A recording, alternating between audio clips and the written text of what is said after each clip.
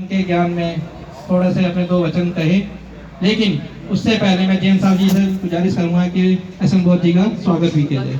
पंक्तियाँ पढ़ के वो ये तो धम्म दीक्षा लेंगे जो उनको दे देंगे ना। के जैन जी सम्मान करते हुए एसएम बोध जी का।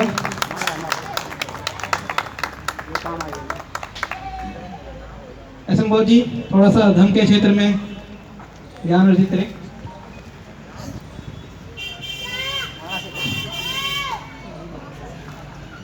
दुनिया के प्रथम वैज्ञानिक तथागत गौतम बुद्ध को नमन। सिंबल ऑफ नॉलेज, बोधिसत्व, शूद्र समाज और महिलाओं के मसीहा बाबा साहब डॉक्टर बी.आर. अम्बेडकर को नमन। हमारे बहुजन समाज के जितने समाज सुधारक संत ऋषि हुए हैं, रविदास जी, कबीरदास जी, ज्योतिबा फुले, पेरियार रामा स्वामी और जितने भी समाज सुधारक संत शिरोमणि रविदास जी और जितने भी महापुरुषों सभी को नमन। बनते जी को नमन और सभी साथियों को क्रांतिकारी जय भीम, नमो बुद्धाय। साथियों, आज हम लोग यहाँ पर आए हुए हैं धम्म दिशा के लिए। धम्म दिशा क्यों जरूरी है और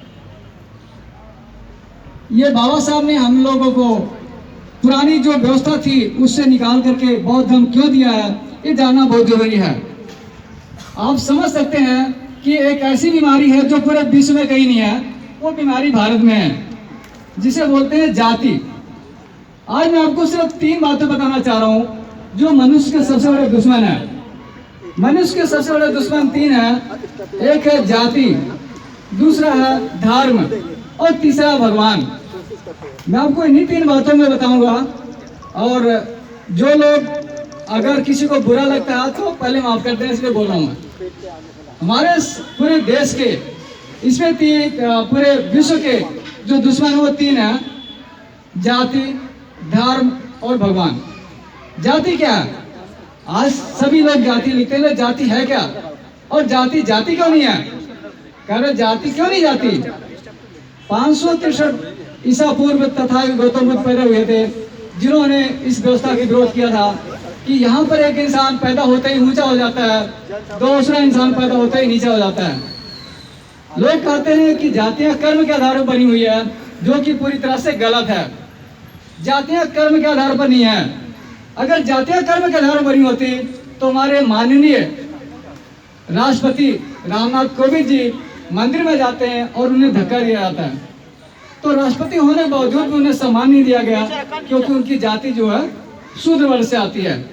इस वजह से हम ये कह सकते हैं कि जातियाँ कर्म के आधार पर नहीं है, जातियाँ सिर्फ धर्म के आधार पर है। जातियाँ सिर्फ धर्म के आधार पर है। और जब हम इस धर्म को, इस व्यवस्था को छोड़ देते हैं तो जाति खत्म हो जाती है। जब हम इस व्यवस्था को मान रहे हैं तो जाति है, और जब इस व्यवस्था को छोड़ देते हैं जाति खत्म हो गई। तो सिंपल सी बात है, जातियाँ कैसे खत्म होगी? हमें इस व्यवस्था को छोड़ना पड़ेगा। इसलिए बाबा साहब ने संविधान के माध्यम से इस जाति व्यवस्था खत्म की। जो लोग ये नहीं जानते कि संविधान अगर पूरी तरह से लागू किया जाए, संविधान चलाया जाए, तो वहाँ भी जातियाँ खत्म हो जाती है। बाबा साहब ने लगभग 12,000 जातियाँ, जिसमें ओबीसी, एससी, एसटी, जिसे हिंदू धर्म के साथ शूद्र कहा गया है, उनको खत्म करके उन जातियों को सिर्फ 4 कैटेगरी में शामिल किया: जनरल, एससी, एसटी, ओबीसी। अगर संविधान को पूरी तरह हम चलाते हैं तो कोई भी ब्राह्मण, क्षत्रिय, वैश्य, शूद्र, जाटो, वाल्मीकि, चमार लिखना इलीगल है। हम सिर्फ जनरल लिख सकते हैं, एससी लिख सकते हैं, एसटी लिख सकते हैं, ओबीसी लिख सकते हैं।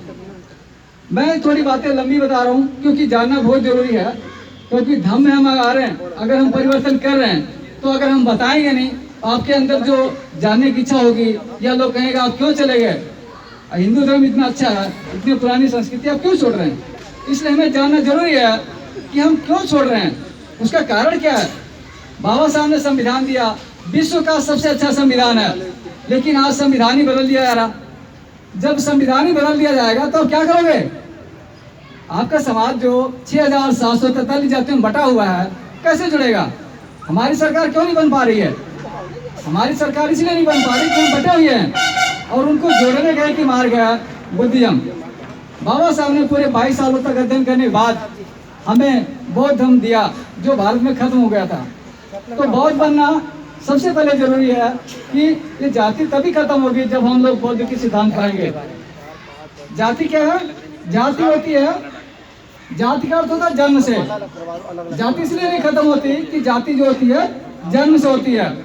जैसे गाय से गाय पैदा होता है, ऊंट से ऊंट होता है, हाथी से हाथी होता है, कुत्ते से कुत्ता होता है, आम से आम का वृक्ष हो सकता है, आम से कभी केला तो निकलेगा नहीं। उसी प्रकार से मनुष्य एक जाति है, मनुष्य खुद एक जाति है। और उसमें फिर इतनी जातियाँ क्यों? मानव एक जाति है। तो जो बच्चा पैदा होता ही है वो क्या हो रहा? सिर्फ इंसान हो रहा। हम उसे, अगर वो ब्राह्मण घर पैदा होगा ब्राह्मण हो गया, वाल्मीकि घर पैदा होगा वाल्मीकि हो गया। ये जो जाति है वो जन्म के आधार पर है, कर्म के आधार पर नहीं है। इसलिए सबसे पहले हमने बताना जरूरी समझा कि हम जाति क्या है, और ये जाति हमारे सबसे बड़ा दुश्मन है। जब तक हम जाति नहीं छोड़ेंगे तब तक हम मनुष्य नहीं बन पाएंगे। तो इसलिए मनुष्य बनने के लिए हमें जाति छोड़ना बहुत जरूरी है। दूसरा है धर्म। अभी सभी लोग कहते हैं कि हमें हिंदू धर्म तो बहुत अच्छा है, हिंदू धर्म है, आप धर्म क्यों छोड़ रहे हो? धर्म क्या होता है? धर्म का अर्थ होता है धारण करना। धर्म का अर्थ होता है धारण करना। और मनुष्य एक सामाजिक प्राणी है। मनुष्य सामाजिक प्राणी, समाज में रहता है, उसे एक धर्म चाहिए। आज पेरियार रामा स्वामी ने, उन्होंने धर्म के विरोध किया, उन्होंने वो नास्तिकता का रास्ता दिखाए थे, और उन्होंने जो हिंदू धर्म के भगवानों को उन्होंने बाहर निकाल दिया था। लेकिन वो हल नहीं है, वो हल नहीं है। नास्तिक होना कोई हल नहीं है। नास्तिक का अर्थ होता है खाली हो जाना, कुछ भी नहीं है, किसी को नहीं मान रहा। लेकिन यहाँ पर हम नास्तिक नहीं, हम वास्तविक बात कर रहे हैं। बुद्धिज्म क्या है? आस्तिक नहीं है, नास्तिक नहीं है, वास्तविक है। बुद्धिज्म क्या है? वास्तविक है। तो हमें वास्तविक बनना है। धर्म हमारे लिए जरूरी इसलिए है कि जब तक हम धार्मिक नहीं बनेंगे, हमारे अंदर कोई अच्छे संस्कार नहीं आएंगे, अच्छे संस्कृति नहीं आएंगे, तब तक हम समाज में एक साथ जुड़ नहीं पाएंगे और हम कामयाब नहीं हो सकते। इसलिए हमें धर्म जरूरी है। इसलिए बाबा साहब ने हमें बौद्ध धर्म दिया। तीसरा है, मैंने बोला था भगवान। भगवान क्या है? किसने देखा भगवान को? आज तक किसी ने भगवान को नहीं देखा। 33 करोड़ देवी देवता बना दिए गए, एक भी देवी देवता काम नहीं आता। मेरे खिलाफ बहुत से लोग केस कर रहे हैं, आप हमारे भगवानों के खिलाफ बोलते हो। मैंने कहा भाई भगवान बड़े हैं, आप बड़े हो, आप भगवान की रक्षा करो, भगवान आपकी रक्षा करेगा। जब भगवान सब जगह है तो भगवान की रक्षा आप कैसे कर सकते हो? इसलिए भगवान बड़ा है, भगवान से आप क्या करवा सकते हो? अगर आप भगवान से कुछ करवा नहीं सकते तो भगवान के बारे में बोलना क्या? बुद्ध 563 से पूर्व पैदा हुए तो उन्होंने कहा भगवान कहीं भी नहीं है, और यहाँ पर भगवानों की लाइन लग गई। सब धर्म गुरुओं ने अपने अपने हिसाब से भगवान बना दिया, जिसको जैसे जरूरत थी वैसे भगवान बना दिया। तो इसलिए भगवान में हमें इंसान की जरूरत है। जब हम भगवानों को छोड़ देंगे, पूजा पाठ पाखंड आडंबर से बाहर निकल जाएंगे, फिर हम इंसानों की तरफ आएंगे और इंसान में आपस में प्यार से रहेंगे, तभी सच्चे इंसान बनेंगे। इसलिए हमें बौद्ध धर्म दीक्षा बहुत जरूरी है। और दीक्षा का मतलब ये नहीं है कि हम विद्वान हो गए। आज जो हम लोगों को धर्म दीक्षा दिया जा रहा है, इसका अर्थ होता है कि हम उनको एडमिशन करा रहे हैं। धर्म दीक्षा का मतलब होता है कि स्कूल में एडमिशन कराना। आज से हम लोग बौद्ध धर्म को समझेंगे, समझने की कोशिश करेंगे, उस पर चलने की कोशिश करेंगे। इसलिए धर्म दीक्षा लेने का मतलब ये है। और जहाँ तक रही, हमें अपनी पहचान बनाना पड़ेगा। तो 2 मिनट और बताऊंगा आपको कि हमें अपनी पहचान बनाना पड़ेगा, क्योंकि सरकार हमारी पहचान नहीं बना सकती, वो तो हमारी पहचान को खत्म करने लगी हुई है। इसलिए हमें अपनी पहचान खुद बनाना पड़ेगा। हमारी पहचान क्या होगी? सबसे पहले जितने लोग आज बौद्ध बनेंगे उनको, उनसे ये निवेदन करना चाहता हूँ कि सभी लोग अपने सरनेम में बौद्ध लगाएं। सुनील बौद्ध जी जितना सर्टिफिकेट देंगे सबके आगे बौद्ध जरूर लगाना है। नाम के आगे बौद्ध बहुत जरूरी है, तभी हमारी पहचान बनेगी। आपसे कोई भी पूछा कौन? सुनील कुमार बौद्ध। मेरा नाम क्या? एसएन बौद्ध। इसी प्रकार से आपको सरकार प्रमाण दे या ना दे, आप खुद बौद्ध बन गए। आपसे अगर आप कोई पूछता है आप कौन हो, आप खुद अपनी पहचान बौद्ध बताओगे, तो इस प्रकार से आप धीरे धीरे आप खुद बुद्धिस्ट बन जाओगे। उसके बाद जो आडंबर पाखंड की व्यवस्था है उससे बाहर निकलना है। इस जो दिवाली, दशहरा, जितने सब त्योहारों से बाहर निकल करके उन पैसों को अपने बच्चों को सही शिक्षा में लगाएंगे, अच्छे संस्कार देंगे, तभी हमारे बच्चे IAS बनेंगे, IPS बनेंगे। और अच्छे कार्यकर्ता बनेंगे, समाज को आगे लेके जाएंगे, तभी हमारा देश विकसित देशों में हो जाएगा। तो आज मैं इसे जितनी जानकारी देना चाह रहा था, आपने हमें मौका दिया। सुनील कुमार गौर जी को बहुत बहुत धन्यवाद और सभी साथियों को दोबारा क्रांतिकारी जय भीम, जय भीम, जय भीम, जय भीम। बहुत बहुत साधुवाद एहसन बौद्ध जी के लिए।